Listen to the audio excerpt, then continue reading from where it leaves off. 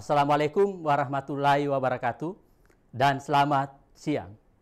Alhamdulillah anak-anak sekalian bisa berjumpa lagi bersama Bapak. Saya Subandi Latif, guru geografi, generasi Semar, berkarakter cerdas. Kali ini kita akan belajar geografi kelas 12. Pada pertemuan sebelumnya, anak-anak sekalian, kita sudah membahas tentang wilayah dan perwilayahan. Nah, pertemuan kali ini kita masih membahas tentang wilayah, salah satu materi daripada wilayah dan perwilayahan, yakni tentang pembangunan wilayah dan pertumbuhan wilayah.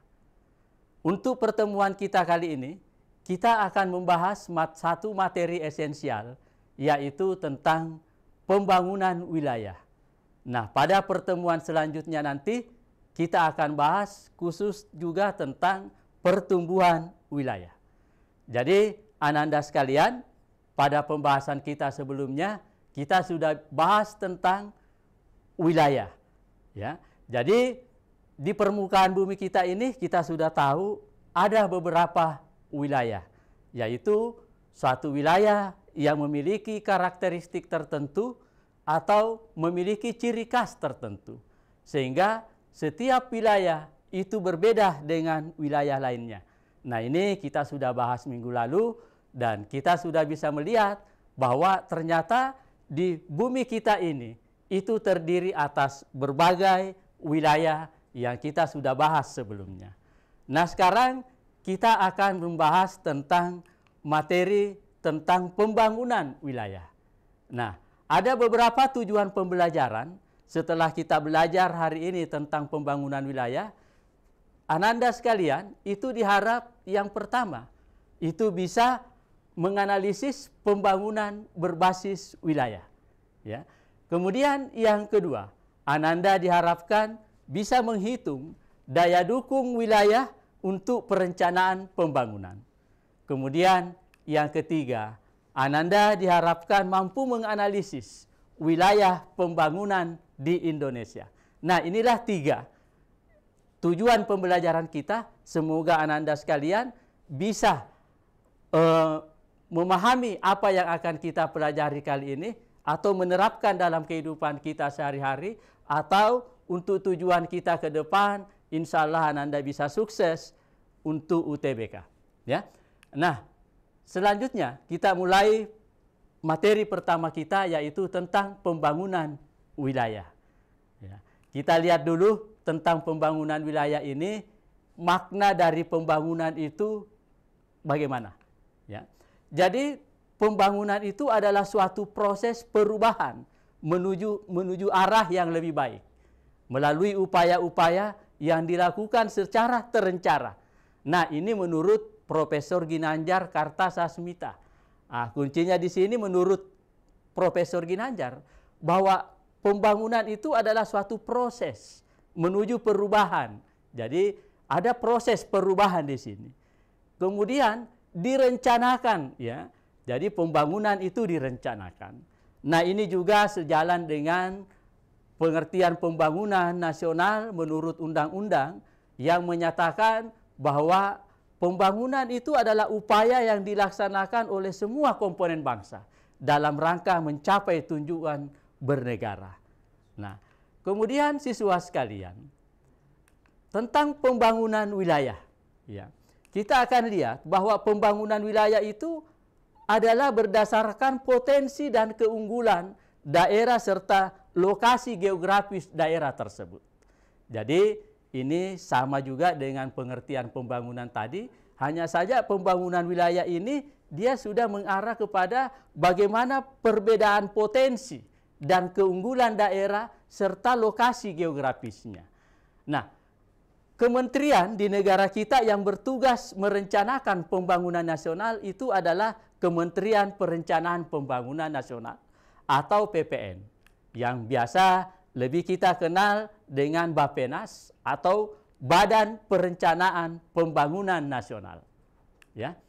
Nah, selanjutnya Ananda sekalian, kita akan mencoba menganalisis bagaimana pembangunan yang berbasis wilayah. Jadi anak-anak sekalian, dalam perencanaan pembangunan, beberapa ahli geografi, ahli ekonomi, dan ahli tata ruang dalam merencanakan pembangunan itu menggunakan beberapa teori lokasi, ya, yang menyatakan letak persebaran sumber daya itu dipengaruhi oleh posisi geografi yang unik. Jadi minggu lalu kita sudah bahas bahwa setiap wilayah itu punya keunikan kekhasan masing-masing. Sehingga di dalam perencanaan pewilayahannya juga itu memerlukan perencanaan yang sesuai dengan karakteristik wilayah itu.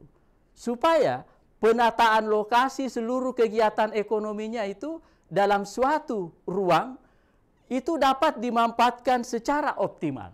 Sehingga ini memerlukan perencanaan yang baik. Ya.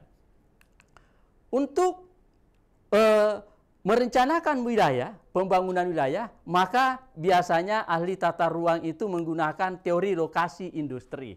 Ini yang dikemukakan oleh Alfred Weber. Dia berpendapat bahwa meminimalisasi biaya menjadi dasar dalam pemilihan lokasi industri atau lokasi pembangunan wilayah. Ya, ada dua faktor utama yang penentu lokasi industri menurut Alfred Weber ini. Yang pertama, faktor regional. Ya, faktor regional ini yaitu biaya produksi bergantung pada tempat sehingga industri berada di tempat dengan biaya produksi yang paling rendah. Jadi faktor regionalnya ini menurut Weber, produksi itu sebaiknya berada daerah dengan biaya yang terendah biaya produksinya. Ya. Yang kedua yang menentukan penentu lokasi industri itu adalah adanya faktor aglomerasi, yaitu adanya pusat pendidikan, perbankan, rumah sakit, dan lain-lain. Ini adalah aglomerasi yang merupakan pendukung pemusatan industri. Ya, jadi ada dua faktor utama penentu lokasi industri menurut Alfred Weber ini. Ya, kemudian kita akan melihat, ya, teori dari lokasi industri menurut Alfred Weber ini. Mereka mengemukakan 3 gambar seperti yang ada di atas. Ya, kalau kita melihat gambar A yang ini, ya. M itu adalah market atau pasar. Jadi M ini pasar, ya, tempat pemasaran hasil industri. Kemudian R1 dan R2 ini adalah lokasi bahan mentahnya. Jadi lokasi bahan mentahnya di sini, ya. Ya. Kemudian P ini adalah tempat lokasi industri, ya. Sehingga kalau kita melihat pasar, tempat bahan mentah dan lokasi industri, kalau menurut Alfred Weber, ya, lokasi yang ideal untuk merencanakan pembangunan industri itu adalah wilayah A, gambar A. Kenapa? Karena lokasi industri ini jarak P1, ya, ke M itu sama dengan R1 ke R2, sama jauhnya. Sehingga biaya transportasi, ya, bahan mentah dan produknya sama. Sehingga kalau menurut Weber, lokasi industri itu yang tepat di sini. Ya, di sini lokasi industrinya. Kalau gambar B kita lihat, kita bisa melihat lokasi industrinya ini dia mendekati bahan mentah. Ini bahan mentahnya, lokasi bahan mentah. Tapi jauh terhadap pasar, konsumen. Jadi tidak ideal kalau menurut Weber. Demikian juga gambar C. Di gambar C, ya, lokasi industrinya itu dekat dengan pemasaran, pasar, market, ya. Tapi dia jauh dengan bahan mentahnya, lokasi bahan mentah. Sehingga juga ini tidak efektif biaya produksinya menurut Weber. Jadi, ya, kalau menurut Weber, lokasi industri yang ideal itu adalah wilayah A. Karena sama jauh jaraknya antara bahan mentah dan produknya yang sama. Ya.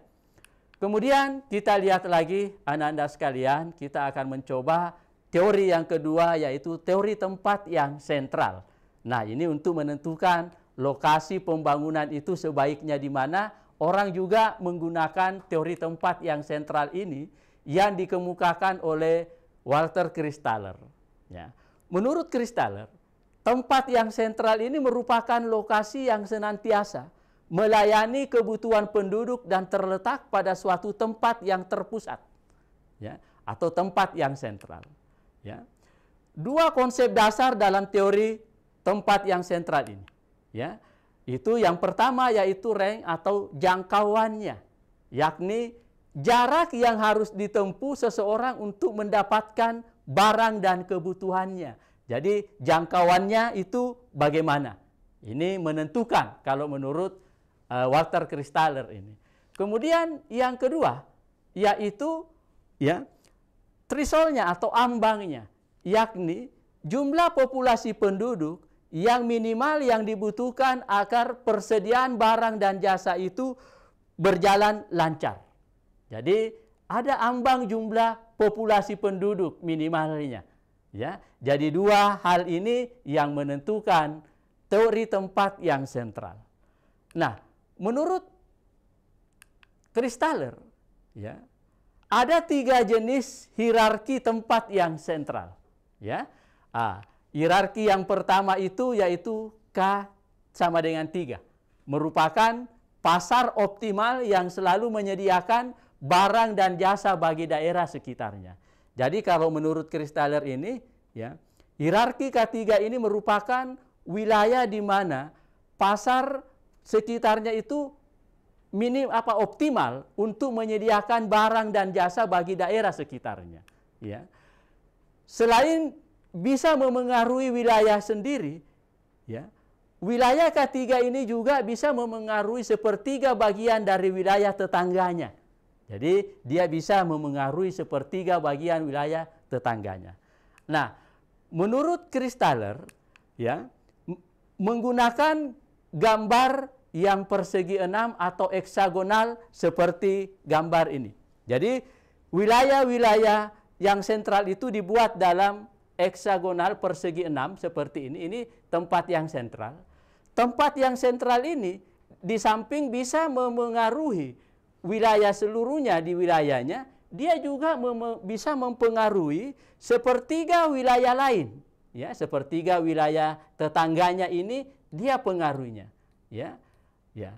Nah, inilah yang dikatakan tempat yang sentral yang berhierarki K3 menurut Kristaller. Ya, jadi ini adalah suatu wilayah yang pasarnya optimal menyediakan barang dan jasa bagi daerah sekitarnya. Jadi ingat, hierarki ketiga ini, tempat yang sentral ini, di samping bisa mempengaruhi wilayahnya, seluruh wilayahnya, dia juga bisa mempengaruhi sepertiga wilayah lain tetangganya. Sehingga dia disebut sebagai, ya, wilayah yang berhierarki K3.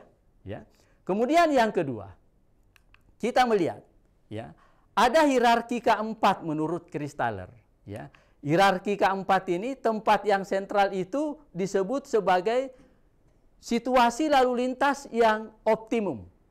Jadi sarana transportasinya yang memadai sehingga lalu lintasnya ini optimum. Ya. Sehingga wilayah tempat yang sentral ini di samping mempengaruhi wilayahnya sendiri, dia juga bisa mempengaruhi setengah bagian dari setiap wilayah tetangganya. Jadi dia mempengaruhi setengah bagian. Kalau tadi yang ketiga itu hanya sepertiganya. Nah, hierarki keempat ini dia bisa mempengaruhi setengah wilayah tetangganya. Sehingga gambar kalau menurut Kristaller seperti ini. Jadi ini adalah pusat yang sentral menurut Kristaller yang persegi 6 ini, heksagonal. Tempat yang sentral ini, di samping bisa mempengaruhi wilayahnya, memenuhi kebutuhan wilayahnya, dia juga bisa memengaruhi kebutuhan wilayah tetangganya, yaitu sebesar setengah. Setengah kebutuhan wilayah tetangganya ini, dia bisa penuhi. Ya, masing-masing setengahnya. Nah, sehingga dia disebut sebagai wilayah yang berhierarki K4. Ya. Kemudian kita melihat yang ketiga. Ada lagi wilayah yang berhierarki K sama dengan 7 menurut Kristaller. Yaitu wilayah yang situasi administrasinya yang optimum. Jadi biasanya ini adalah kota pusat pemerintahan. Ya. Wilayah yang seperti ini, dia bisa mempengaruhi selain wilayahnya sendiri, dia juga bisa memenuhi wilayah 1/6 dari wilayah tetangganya. Jadi 1/6, 6 bagian wilayah tetangganya itu bisa dia penuhi atau pengaruhi. Ya, seperti sehingga kita bisa lihat gambar berikut ini. Ini wilayah yang sentral menurut Kristaller, ya. Dia bisa mempengaruhi seluruh bagian wilayah tetangganya. Ya. Dia bisa mempengaruhi seluruh wilayah tetangganya. Nah, sehingga dia bisa disebut sebagai situasi administrasi yang optimum. Yang biasanya wilayah yang ke-7 ini adalah wilayah kota, yaitu wilayah yang pusat pemerintahan. Jadi dia bisa melayani kegiatan-kegiatan pemerintahan sebagian besar wilayah tetangganya, ya. Nah, itu tadi teori menurut Kristaller, ya. Nah, sekarang siswa sekalian, kita sudah bahas beberapa teori tentang pusat wilayah, ya. Nah, sekarang kita akan lihat analisis daya dukung wilayah untuk perencanaan pembangunan. Jadi dalam perencanaan wilayah berikutnya, dalam perencanaan pembangunan wilayah, ya, kita juga membutuhkan bagaimana menganalisis daya dukung wilayah tersebut. Jadi biasanya ahli geografi, ahli ekonomi, ahli tata ruang itu menggunakan juga analisis-analisis yang seperti ini. Ya. Analisis yang pertama yang bisa kita lakukan yaitu melihat daya dukung lahan pertaniannya suatu wilayah tersebut. Kita mau melihat wilayah itu dalam perencanaan pembangunannya, daya dukung pertaniannya apakah mendukung atau tidak atau bagaimana. Maka orang menggunakan yang seperti ini. Yang pertama kita melihat kemampuan lahan untuk menghasilkan tanaman pangan agar manusia dapat hidup layak. Nah, itu yang disebut daya dukung lahan pertanian. Jadi kalau kita ingin merencanakan pembangunan suatu wilayah, kita harus melihat dulu kemampuan lahan untuk menghasilkan tanaman pangan di wilayah itu apakah cukup atau tidak, ya, agar manusia yang di sekitarnya itu bisa dapat hidup layak, ya. Nah, ini dapat dihitung dengan menggunakan rumus sebagai berikut, ya. Nah, ini rumusnya, ya. Nah, ini keterangannya, ya, ya, ya. Jadi T atau tau itu atau daya dukung lahan pertanian itu sama dengan, ya, LP. LP itu adalah luas lahan panen, ya. LP itu luas lahan panen dibagi PD. PD itu adalah jumlah penduduk. Kemudian dibagi lagi dengan KFM. KFM itu adalah kebutuhan fisik minimum dalam kilogram atau per kapita per tahun. Kemudian PR. PR itu adalah produksi, ya, lahan rata-rata per hektar dalam kilogram atau hektar, ya. Nah, ini yang dipakai untuk menghitung bagaimana suatu wilayah itu daya dukung lahan pertaniannya apa bisa mendukung atau tidak. Maka orang ahli tata ruang, ahli geografi, ahli ekonomi dalam merencanakan pembangunan wilayah itu menggunakan rumus daya dukung lahan pertanian ini. Ya. Nah, sekarang mari kita coba untuk melihat, tapi sebelumnya kita lihat dulu, ya. Daya dukung lahan pertanian ini itu dikelompokkan dalam 3 klasifikasi. Ya. Jadi hasilnya nanti setelah kita menghitung, kita harus lihat, ya. Jika nilainya daya dukung lahan pertaniannya atau T atau taunya itu lebih besar daripada 1, maka daya dukung lahan pertaniannya itu kita simpulkan tinggi. Ya. Tapi jika nilai T-nya atau taunya itu daya dukung lahan pertaniannya itu sama dengan 1, maka daya dukung lahan pertaniannya itu berarti optimal. Ya. Dan yang ketiga, jika nilai T T atau tau atau nilai daya dukung lahan pertaniannya itu kurang dari 1, maka daya dukung lahan pertaniannya itu rendah. Jadi ingat Ananda sekalian, ya, dalam menyimpulkan nanti jawabannya kita harus ingat baik-baik, apabila nilainya lebih besar daripada 1, nilainya tinggi dan seterusnya. Kenapa? Karena di soal biasanya itu ada pengecohnya. Setelah kita bisa berhasil menghitung ya rumusnya dengan benar, kita harus bisa menyimpulkan dia berada pada kategori mana. Apakah dia tinggi, optimal, atau rendah. Ya, ya.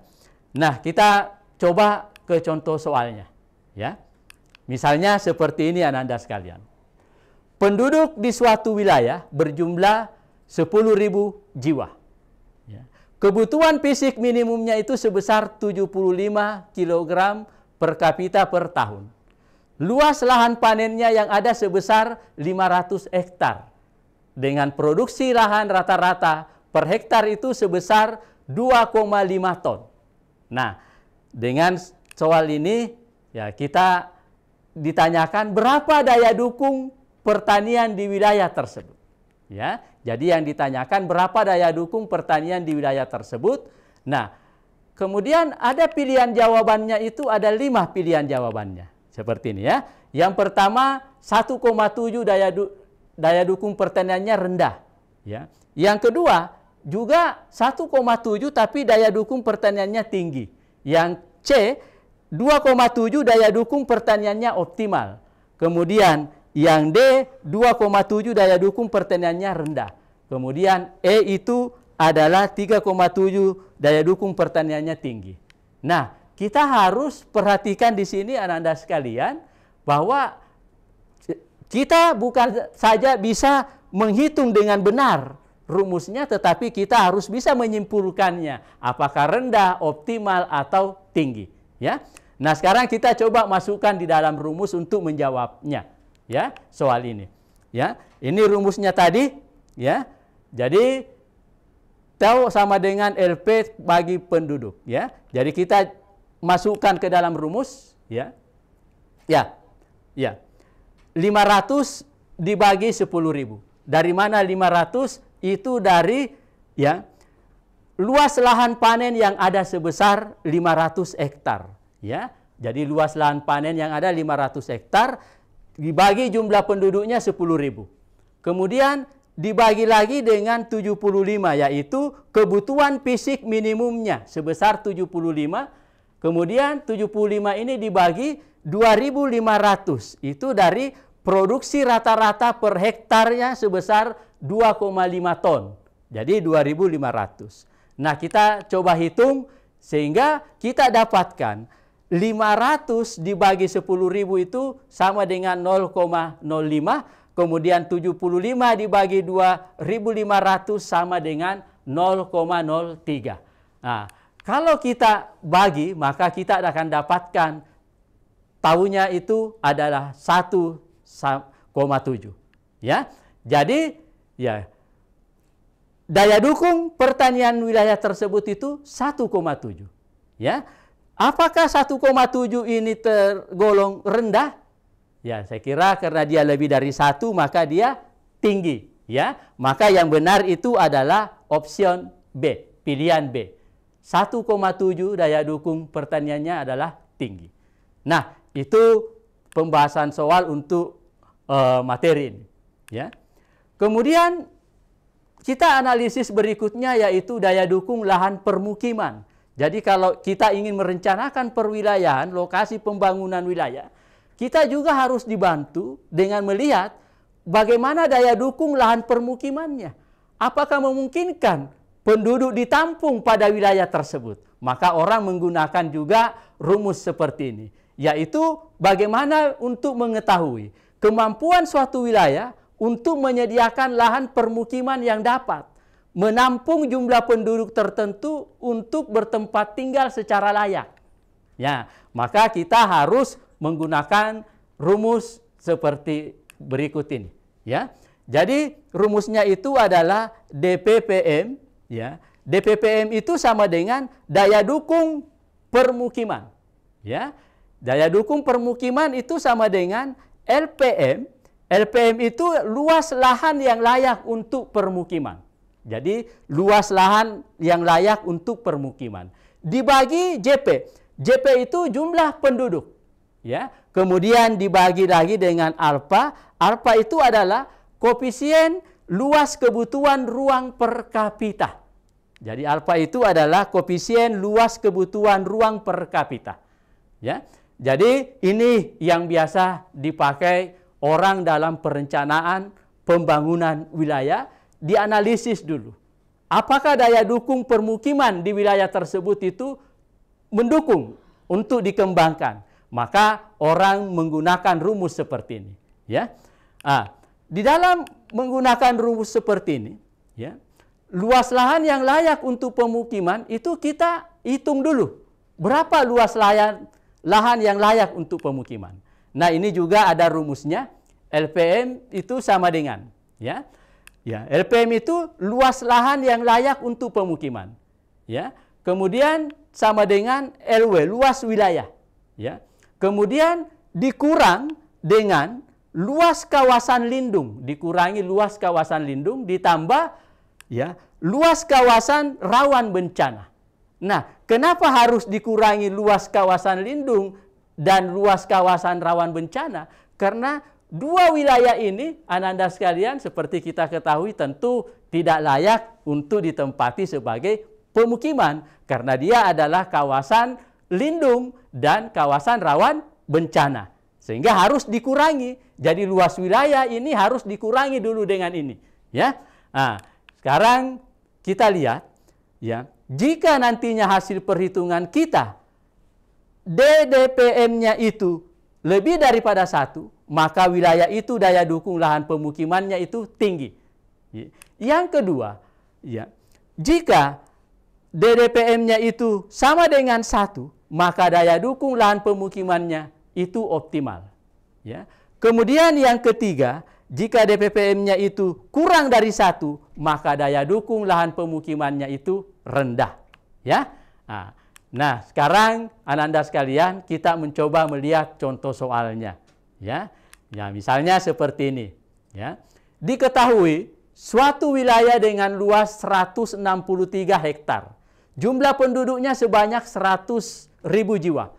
Koefisien luas kebutuhan ruang per kapitanya itu sebesar 133 meter persegi per kapita. Ya. Di wilayah itu ada kawasan lindung seluas 59 hektar dan kawasan rawan bencana seluas 40 hektar. Nah, melalui soal ini kita mencoba, kita akan ditanyakan, hitunglah daya dukung pemukiman wilayah tersebut.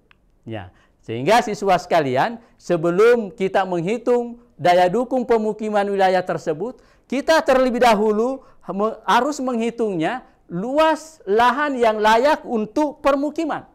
Jadi kita hitung dulu berapa luas lahan yang layak untuk pemukiman.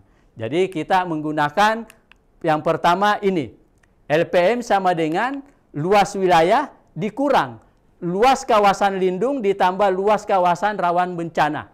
Jadi tadi luas wilayahnya 163 hektar. Ya. Luas kawasan lindungnya itu 59 hektar. Ditambah 40 hektar luas kawasan rawan bencana. Jadi ya, 59 ini ditambah 40 hektar, maka ini adalah 99 hektar. Jadi 163 hektar ini dikurangi 99 hektar karena ini tidak bisa ditempati oleh pemukiman atau penduduk, ya.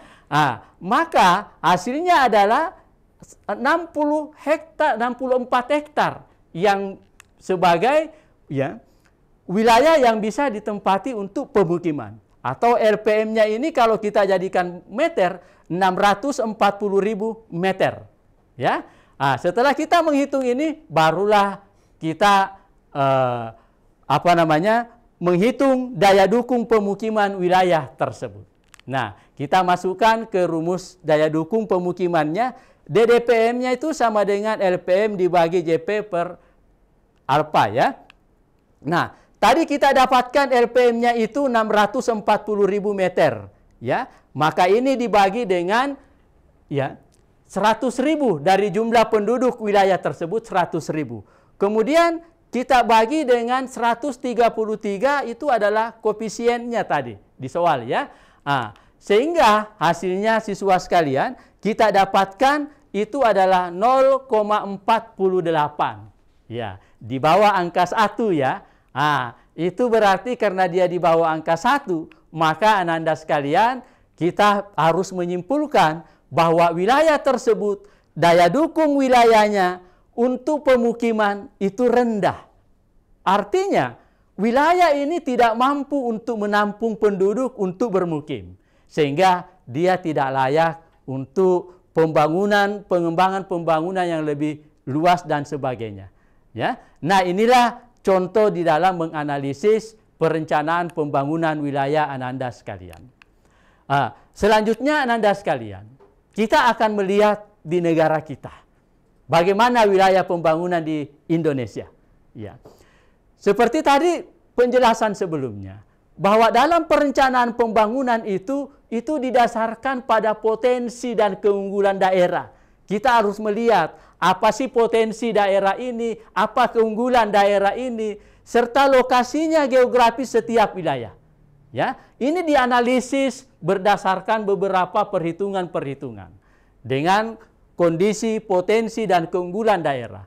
Sehingga ahli geografi, ahli ekonomi, dan ahli tata ruang dalam merencanakan pembangunan wilayah seperti yang ada di Bappenas di negara kita, itu menyimpulkan bahwa di negara kita ada 6 wilayah pembangunan di Indonesia. Ya, yang pertama itu yang seperti ini kita lihat, ya, ini di negara kita ada 6 ya wilayah pembangunan di negara kita. Ya. Nah, sekarang kita analisis, kita lihat satu persatu. Ya.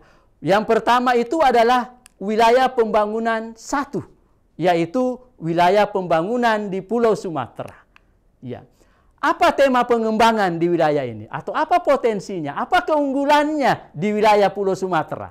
Nah, ternyata Pulau Sumatera ini Ananda sekalian, itu adalah daerah pengolahan, ya, pusat produksi pengolahan hasil bumi dan lumbung energi nasional. Kenapa? Karena di Pulau Sumatera ini hasil buminya, pertaniannya itu melimpah, kemudian energi, tambang-tambang batu bara, minyak, dan sebagainya itu banyak berada di Pulau Sumatera, maka dia juga lumbung energi. Sehingga ya, wilayah Pulau Sumatera ini sebagai wilayah pembangunan pertama di negara kita dengan pusat ekonominya yang pertama itu ada di Kota Medan. Ya, kemudian di kota-kota lainnya itu adalah pusat-pusat ekonomi yang ada di Pulau Sumatera. Ya. Kemudian selanjutnya kita akan lihat ya wilayah pembangunan Pulau Jawa dan Bali. Ini yang kedua. Ya. Tema pengembangan di wilayah pembangunan Pulau Jawa dan Bali ini adalah ya pendorong industri dan jasa nasional. Jadi Pulau Jawa itu adalah wilayah industri yang sangat efektif, sangat berkembang dengan baik, sehingga dia merupakan pendorong industri nasional dan jasa nasional. Ya. Jadi di Jawa itu ada 2 pusat pembangunan, yaitu Jakarta dan Surabaya. Kemudian di wilayah-wilayah lainnya itu adalah daerah pusat-pusat ekonominya. Ya. Jadi ini wilayah pembangunan yang kedua di Indonesia, yaitu pembangunan wilayah di Pulau Jawa dan Bali. Kemudian yang ketiga Ananda sekalian, wilayah pembangunan yang ketiga itu adalah Pulau Kalimantan. Nah, mari kita lihat. Pulau Kalimantan ini tema pengembangannya apa di sini? Ternyata di Pulau Kalimantan itu Ananda sekalian, itu sebagai pusat produksi dan pengolahan hasil tambang dan lumbung energi nasional. Jadi di Kalimantan itu pusat pengolahan hasil tambang karena begitu banyaknya pertambangan di Pulau Kalimantan. Sehingga dia juga sebagai lumbung energi nasional. Ya, kita lihat di Pulau Kalimantan itu seperti kita lihat di wilayah ketiga di negara kita, ini adalah Pulau Kalimantan. Ini pusat-pusat kegiatan ekonominya di Kalimantan. Ya. Kemudian yang keempat, wilayah pembangunan yang keempat di wilayah kita yaitu wilayah Pulau Sulawesi. Nah, ada apa dengan Pulau Sulawesi, siswa sekalian? Kita bisa lihat tema pengembangannya. Ternyata di Pulau Sulawesi, Ananda sekalian, itu sebagai pusat produksi dan pengolahan hasil pertanian. Ya. Jadi kita merupakan pusat produksi dan pengolahan hasil pertanian, perkebunan, perikanan, migas, dan pertambangan nasional. Jadi kita juga punya pertambangan nasional, terutama nikel di Pulau Sulawesi. Jadi merupakan pusat produksi, pengolahan hasil pertanian dan perkebunan dan perikanan. Ya, nah ini wilayah Pulau Sulawesi, ya. Jadi merupakan pusat pengembangan yang keempat di negara kita. Ya, ini pusat ekonominya Makassar dan seterusnya di kota-kota yang ada di Pulau Sulawesi. Kemudian berikutnya, yang kelima, ya, wilayah pembangunan Kepulauan Nusa Tenggara. Ya, wilayah pembangunan Kepulauan Nusa Tenggara ini tema pengembangannya itu yaitu sebagai pintu gerbang pariwisata dan pendukung pangan nasional. Jadi Nusa Tenggara ini yang dikembangkan itu kegiatan pariwisata karena dia pintu gerbang. Dia juga pendukung pangan nasional. Jadi kalau kita lihat di Nusa Tenggara ini sebagai wilayah pembangunan yang kelima, ya, di Nusa Tenggara. Kemudian yang keenam, ya, yang keenam itu adalah wilayah pembangunan Papua dan Kepulauan Maluku. Ya, tema pengembangannya itu adalah ya di Pulau Papua dan Kepulauan Maluku itu sebagai pusat pengembangan pangan, perikanan, energi, dan pertambangan nasional. Jadi di Pulau Papua dan Maluku ini juga merupakan pusat pengembangan pangan, ya, perikanan, energi, dan pertambangan nasional. Sehingga kalau kita melihat di peta di sini, ini adalah wilayah pembangunan yang keenam yang ada di Pulau Papua dan Maluku. Ya, jadi itulah siswa sekalian, 6 wilayah pembangunan yang ada di negara kita. Ya, dari beberapa penjelasan saya, Ananda sekalian, mungkin ada yang ingin ditanyakan, maka saya persilahkan kepada Ananda sekalian untuk bertanya tentang apa yang sudah saya jelaskan. Silahkan untuk bertanya.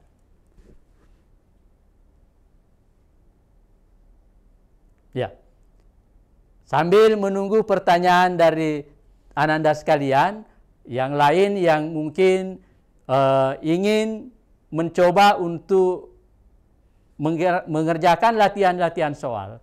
Di sini Bapak membuatkan game latihan soal.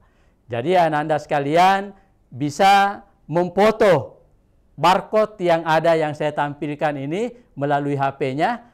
Ananda bisa foto melalui Google Foto, kemudian secara langsung akan muncul game yang bisa Ananda mainkan.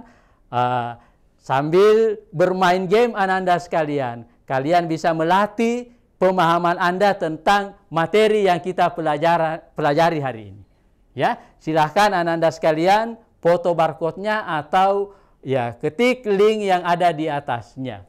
Sehingga kalian bisa bermain game yang modelnya seperti ini. Gamenya ada pecah balon, kemudian ada game menjodohkan, ya.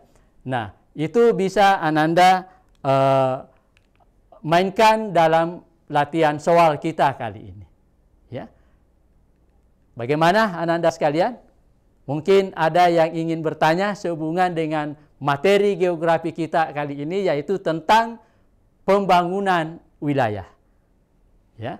Jadi Ananda sekalian jangan lupa bahwa materi ini sering naik dalam pada soal-soal UTBK. Sehingga tadi kita melihat Bapak sudah berikan cara menyelesaikan soalnya bagaimana, kemudian ada pengeconya yang mestinya Ananda jangan sampai Anda lupakan. Sehingga bisa jadi karena Ananda lupakan kesimpulannya, menjawabnya sehingga kalian terkecoh. Ya, semoga Ananda sekalian bisa sukses dalam menjawab soal-soal UTBK dan sebagainya. Gimana? Ada yang ingin bertanya? Ya. Kalau tidak ada, maka Bapak akhiri pertemuan kita kali ini. Terima kasih atas perhatian Ananda sekalian. Selamat belajar, sukses selalu. Ya. Generasi Semar berkarakter cerdas.